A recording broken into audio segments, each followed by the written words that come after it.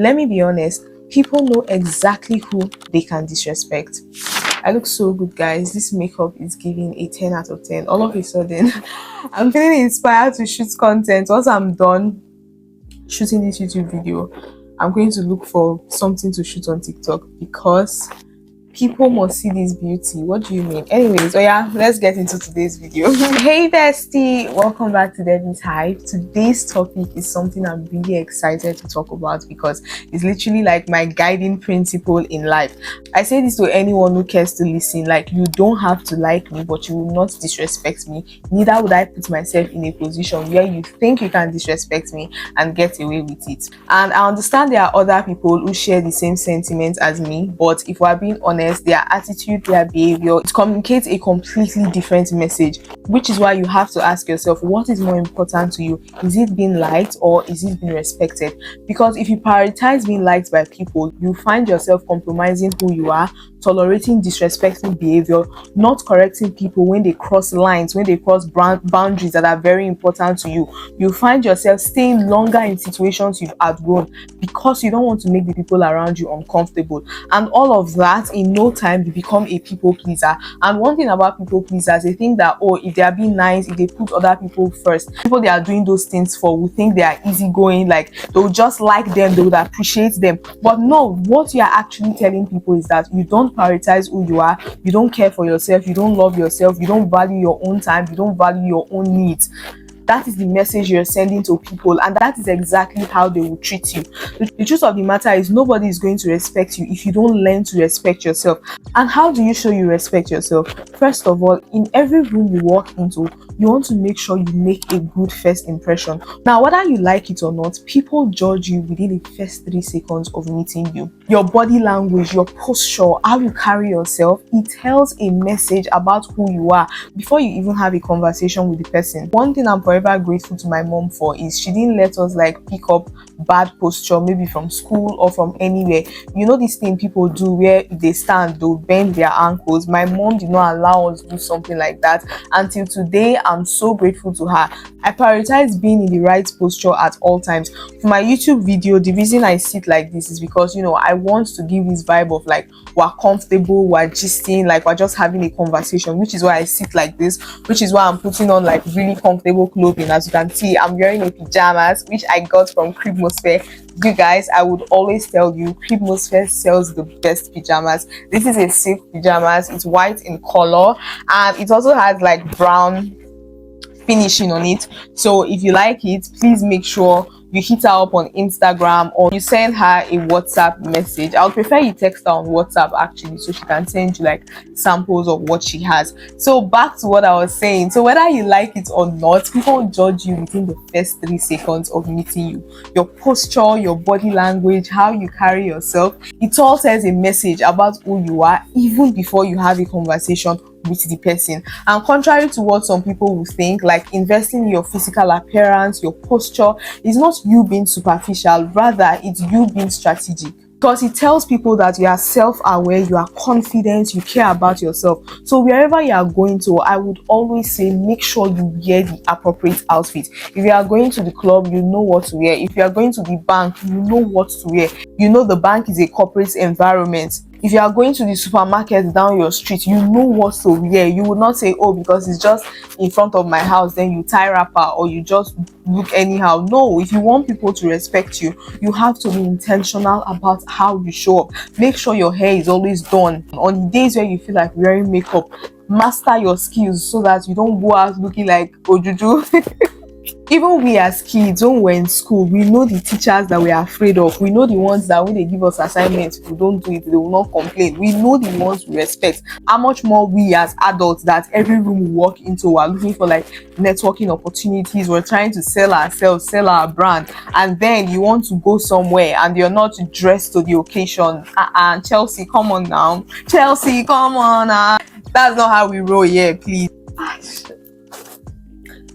There's a mirror behind the camera and I keep seeing myself and it's distracting me. My beauty, they distract me. Oh. Caring for your physical appearance and your posture, it may help for superficial connections, when you meet someone, to make like a very good first impression. But if you don't do the internal work, you don't work on yourself, you don't develop your skills, it won't take long for them to know you are a fraud. We've all been in situations whereby you meet someone and you admire from far, and then you guys become friends, or you have a conversation with them and you just realize there's nothing upstairs. You don't want to be that person. So after making a good first impression, another thing you need to work on is boundaries. Boundaries are super important. I know, especially when it comes to like family, close friends, it could be difficult for us to enforce our boundaries, but you have to stand firm on them. I tell you all the time, your boundaries have more to do with who you are as a person than the other person. And let me tell you, you have nothing to lose when you cut someone off from your life that doesn't respect your boundaries. I promise you, your life will be more peaceful. You would have less anxiety. You know that you are surrounded by people who genuinely love you. Most of us, we think we have boundaries, but the reason we are not firm on them is because we've not taken time to actually sit down and make a list of our boundaries. So I'm giving us an assignment. You're going to do yours, and I'm also going to do mine, because I realize it's something I have to do. So we're going to put pen to paper, or if you want to write it on your phone, your iPad, your laptop, whatever it is, it's absolutely fine. So we're going to do this exercise. We're going to make a list of all of the behavior, all of the things we want to allow or receive from the people in our lives. I'm talking about our family, our friends, our partner, like your boyfriend. Make a list of all of those behaviors, and then we're also going to make a list of the behaviors we would absolutely not accept. And once we've written those things down, we'll make a commitment that we're going to abide to that list. Is that okay?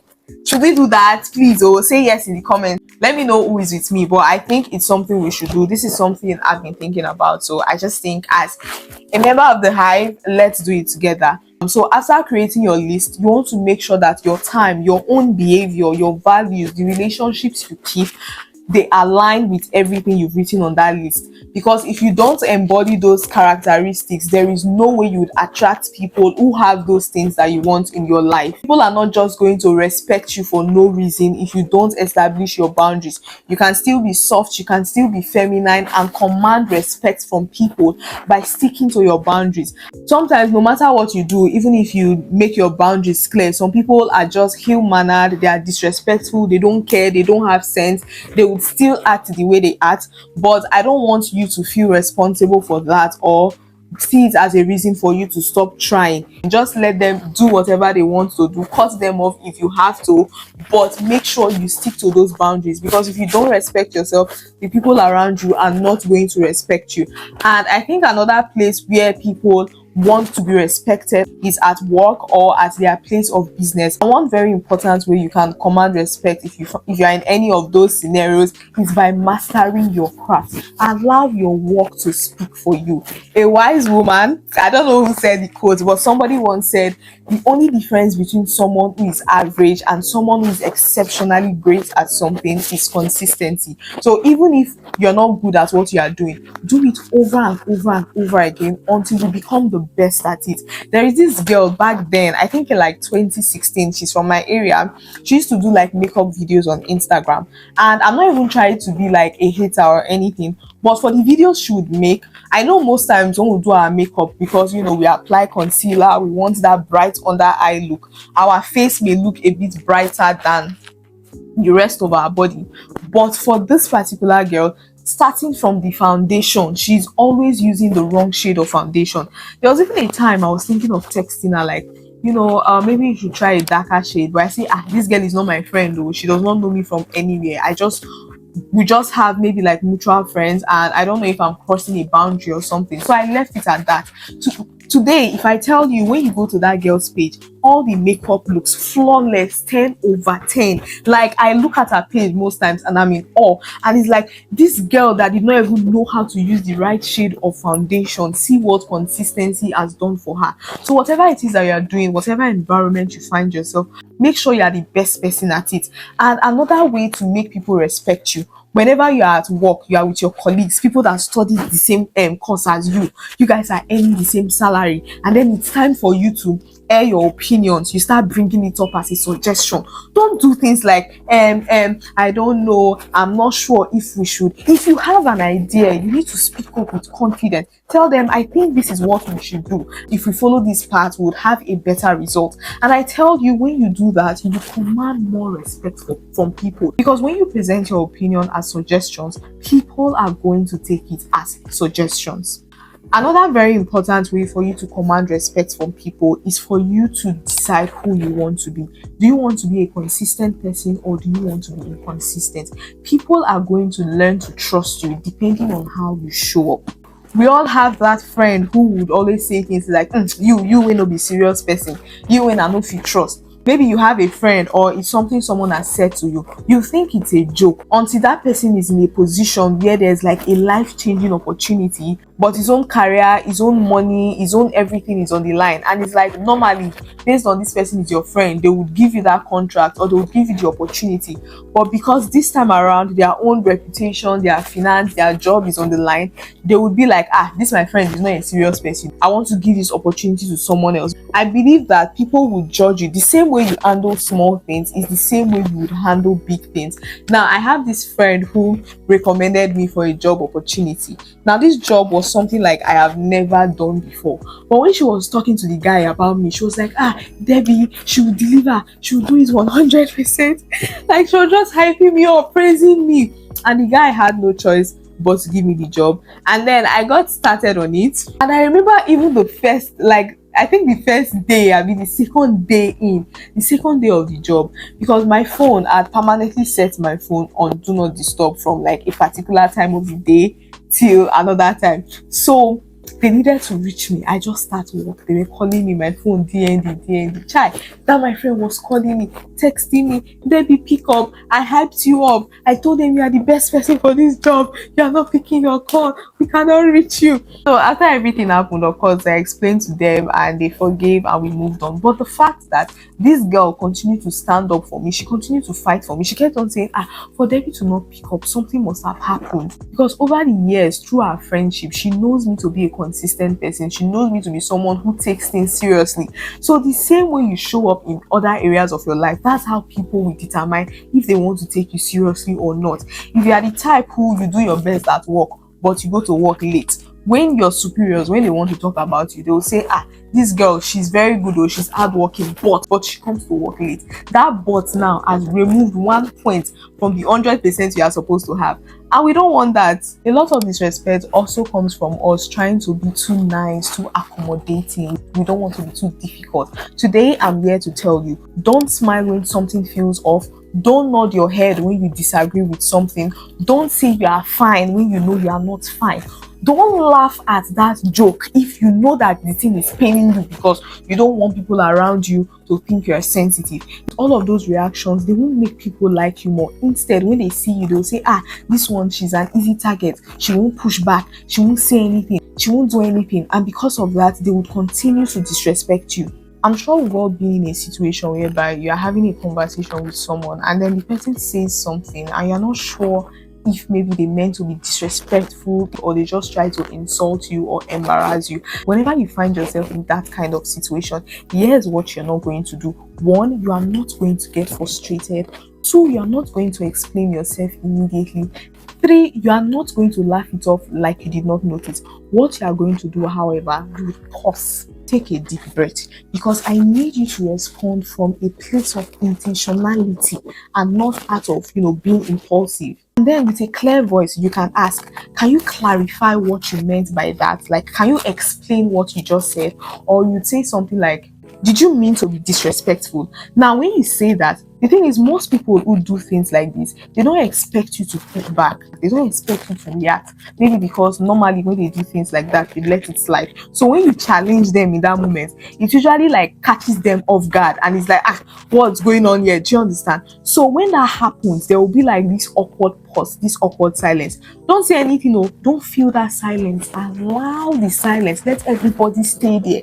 And then after a while, you will not be like, anyways, back to what I was saying. In fact, do the hand. Make sure you include the hand movement. What that does is let this person know that this thing you said is irrelevant. I don't care about you. And one very important thing I need you to learn is emotional control. Right now, I'm also at that stage in my life where I'm trying. I want to learn to have better control of my emotions.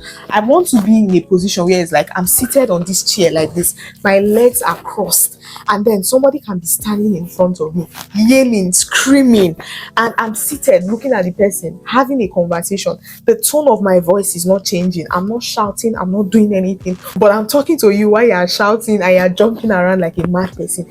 That is how I want to learn to control my emotions. I don't want to react or give off bad energy based off of people. I want to control my emotions, and I want you to also do the same thing. You guys, so we've come to the end of this video. I hope you had fun. I hope you enjoyed it. I hope you learned something. And so, if you're yet to subscribe to Debbie's Hive, please and please make sure you hit that subscribe button, like this video, and I'll see you in my next one. Thanks for watching. Bye guys.